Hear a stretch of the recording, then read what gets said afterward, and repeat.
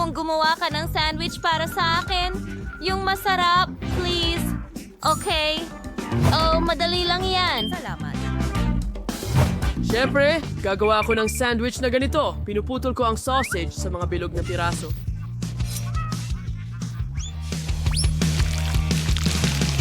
Oh. Perfecto. Marami akong nakuha rito. Ano ang lilim na iyon? Oo, kailangan ko ng magandang hulma ng paru-paro para putulin ang pula ng iba't ibang kulay. Hindi ba Mga maganda kulay rosas? iyon? Ha. Sige, gagamitin ko ang ilang krema sa ibabaw. Ang gardas ng iba't ibang prutas sa ibabang cream at isara gamit ang isa pang colored bread.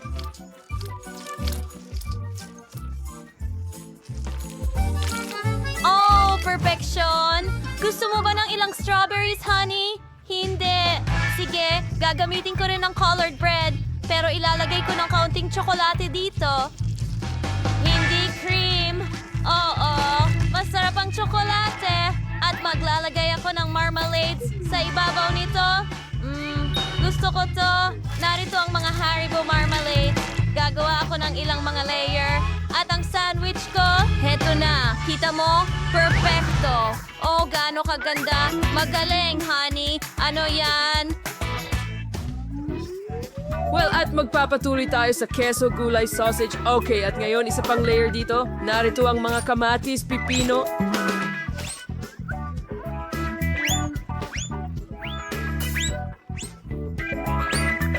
At marami pang sausage.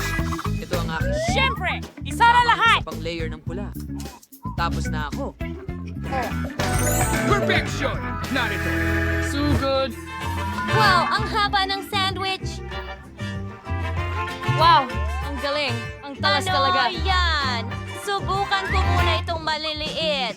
Tignan mo ang magaganda at maliliit na butterflies.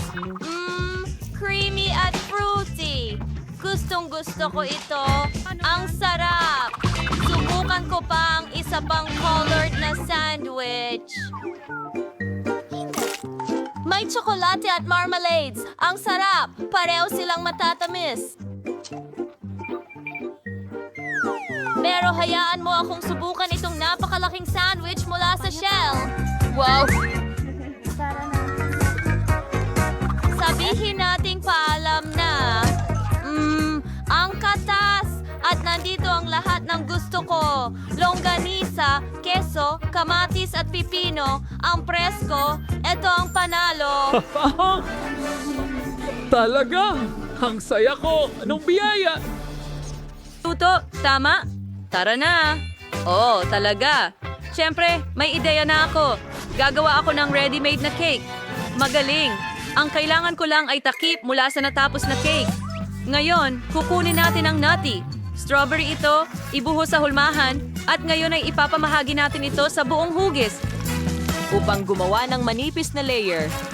Oo. Naghihintay na lang tayo ngayon na magyelo ang lahat. At tingnan mo, may napakagandang hulma ako rito na gawa sa tsokolate. Lagyan ng cream. Sunod, ilalagay natin ang mga strawberry. At ngayon, ang layer ng cake. Kailangan mong gumawa ng ilang mga layer na ganito? Magaling. Baliktarin mo at... Hey, Lola. Lagi siyang natutulog. Gumising ka! Oh, ano yon, Chloe? Oh, tama ka. Ang ganda ng cake mo. Ngayon, hayaan mo akong palamutian ang akin. Gagawa ako ng mga pigtail mula sa mastic. At tingnan mo, parang kailangan ito. Kailangan ko ng hulma. Ibubuhos ko ang tsokolate dito. Gagawa ako ng mga lobo mula sa tsokolate at cream. Magiging kamangha-mangha sila. Tingnan mo. Das ist ein guter Top and dinding mastic. O, einsen mo. Ang cute for spade and ting daw. Oo. Gagawa rin ako ng obra maestra para sa ating baby. Hindi mo kayang gumawa ng cake na mas maganda kaysa sa akin. Laging pinakamahusay magluto si Lola. Kailangan nating magkunwari. Ano? Nagkasakit si Lola. Kailangan niya ng agarang tulong medikal. Meron akong first aid kit dito sa kung saan. Tutulungan kita, Lola. Kumapit ka. Nabuhay siyang muli. Ha? Mga zombie. Magaling! Ngayon, sirain natin ng kaunti ang cake ng chef. Ganyan lang. Lola, ano ang ginawa mo? Masarap. Oh, kailangan natin itong ayusin. Ilalagay natin ang hulma sa ibabaw at pupunuin ng Nutella. Susunod, palamutian ang Skittles sa paligid ng cake. Ay, oo. Ang ganda. Ngayon, kailangan na lang itaas ang hulmahan. Tingnan mo yon. Ang Nutella ay kumakalat ng nakakatakam. Ngayon, lagyan ng sprinkles sa itaas at 15 oras na upang subukan. Hooray! Mga cake! Mahal ko sila! Gusto kong magsimula sa isang ito. Oh, parang hinabing isa. Pero totoo siyang cake. Napakasarap. Mahal ko to! Masarap!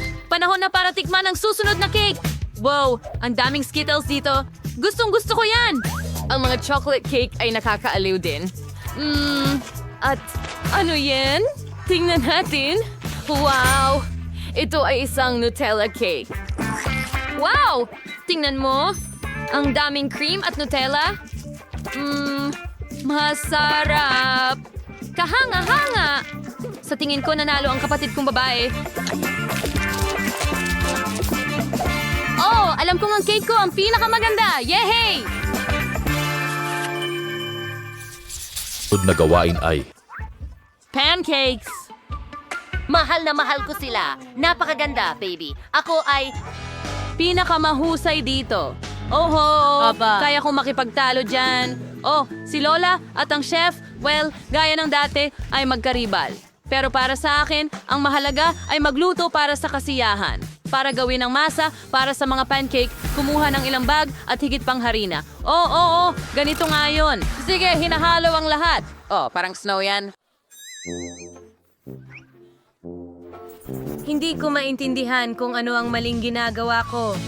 Oh, sa tingin ko matutuwa ang apo ko kung magluluto ako ng mga hotcake na hugis puso. Ilagay ang molde sa kawali at ibuhos ang kaunting masa. Awin din hindi malang aungaw at magliabaril. Ang bango. At gusto kong Mars to pancakes sa isang espesyal na kalan. Pagkatapos ay napakadaling paligtarin ang mga ito. Ganun lang. Nilagay namin ang lahat ng masa sa isang espesyal na tubo. Perfecto! Gigay sa marinaka magsimula.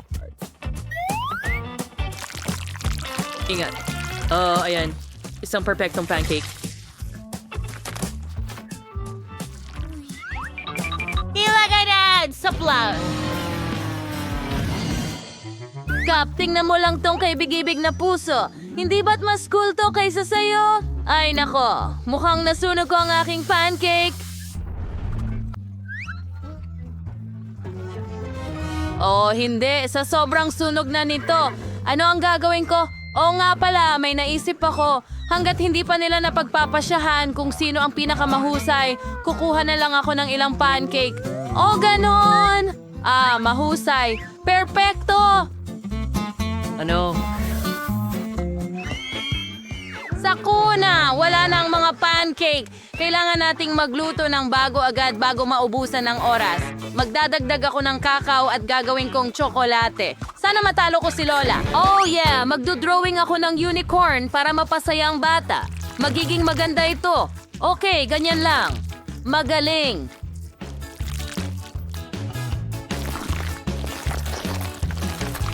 Oo, mukhang maayos. Ngayon, baligtarin natin ito. Wow. Wow.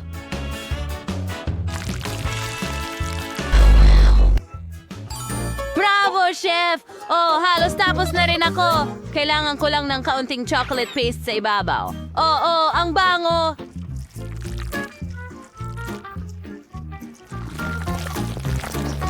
At syempre, kaunting matamis na nilaga. Astig, di ba? Ayos! Tingnan mo, magdadagdag din ako tulad ng maple syrup. At syempre, kaunting mantikilya. Narito na ito! Kumuha ng piraso sa gitna. Hapunan na! Wow! Ang saya ng mga pancake. Lalo na gusto ko ang unicorn. Ang ganda talaga! Subukan natin. Ordinary lang ang lasa, pero salamat. Wow, ang cute ng mga puso. Sino ang nagluto nito? Sa tingin ko si Lola. Hindi masama. Okay. Wow! Mga pancake na may matatamis? Astig! Subukan natin. Oo. Super, kamangha-mangha. Panalo si Nancy. Talaga? Ako! Salamat, Will! Nako! Oo, sinubukan ko talaga. Sana magustuhan mo ito. Tignan mo. Gusto ko ng popcorn. Pakihanda ito. Popcorn? Kailangan ko ng mga butil ng mais para sa popcorn. Ilagay natin ito sa toaster. Tiyak na magiging mabilis ito doon. Oh! Naririnig ko na itong pumutok. Parang meron akong toast. Pero gawa sa popcorn. Granny, pasensya na.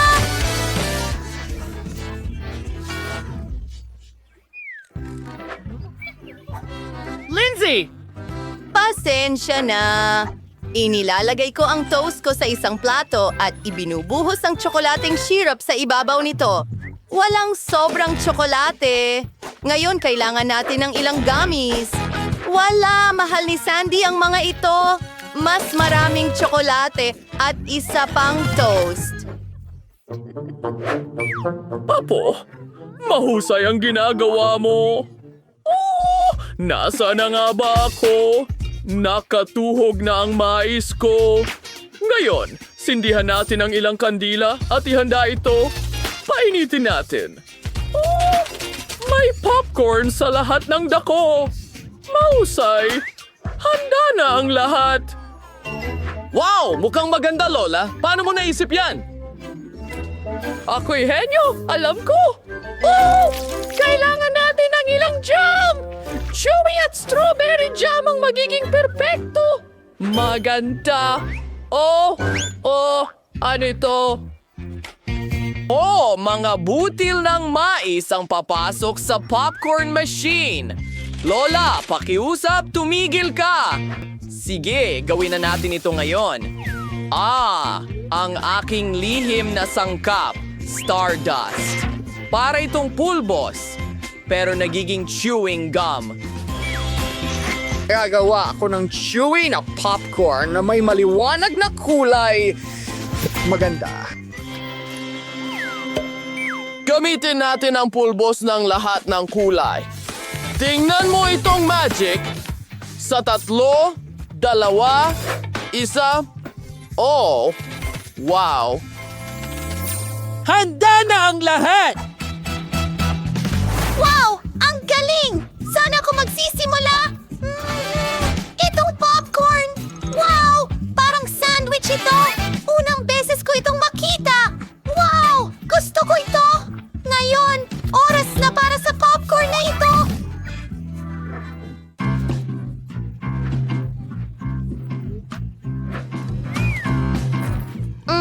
Mahusay. Narito ang paborito kong jam. Mahusay. At ngayon, oras na para sa may kulay na popcorn. Napakaliwanag at nakakatakam. Woo! Parang kumakain ako ng popcorn at chewing gum sa bibig ko ng sabay. Mahirap, pero panalo ang popcorn na ito. Ako ang nanalo! Iwan ko, kaya gumawa ka ng cake para sa akin. Kukuha tayo ng mangkok, ibubuhos ang harina dito. Sunod, asukal. Patas. Alas 2 itlog. Huwag main kung tayo kulay. Mahaloy na rin ito at ibuhos sa hulmahan.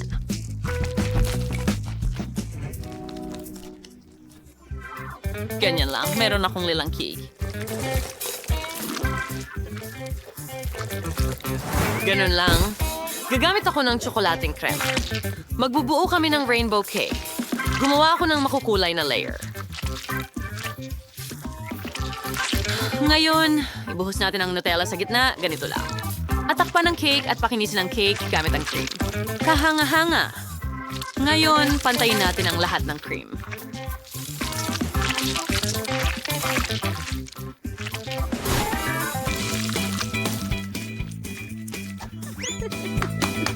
At idagdag ang mga dekorasyon. Makukulay na kandila sa paligid. At sa ibabaw, magkakaroon tayo ng maliliit na bola ng goma. Sigurado akong magugustuhan ito ni Sheila.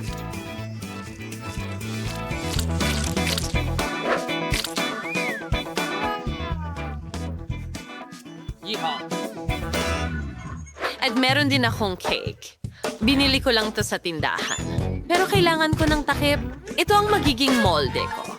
Tunawin natin ang tsokolate sa takure na may kumukulong tubig. Ngayon, ibuhos natin ito sa plastic na takip ng cake at ipamahagi ang tsokolate ayon sa hugis ng mold na ito. Ang galing!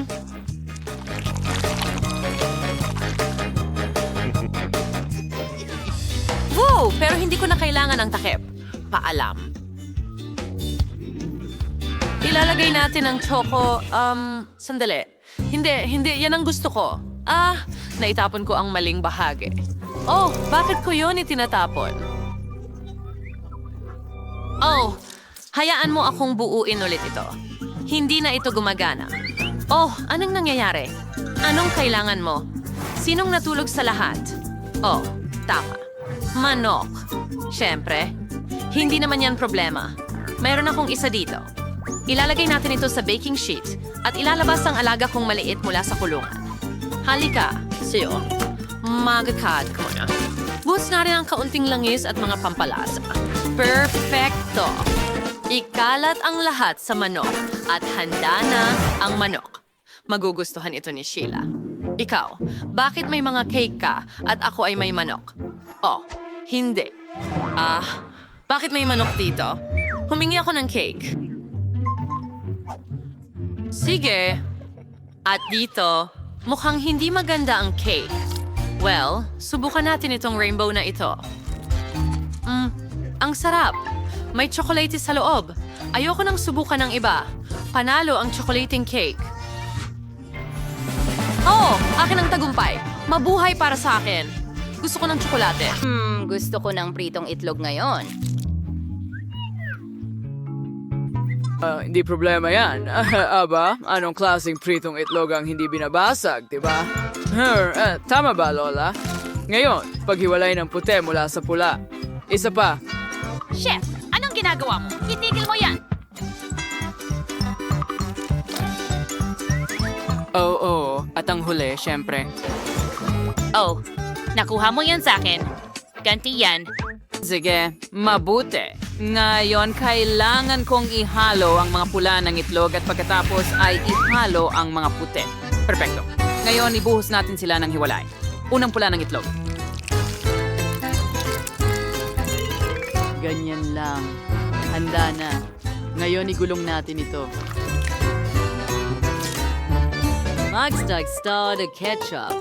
Usus ng putiyo.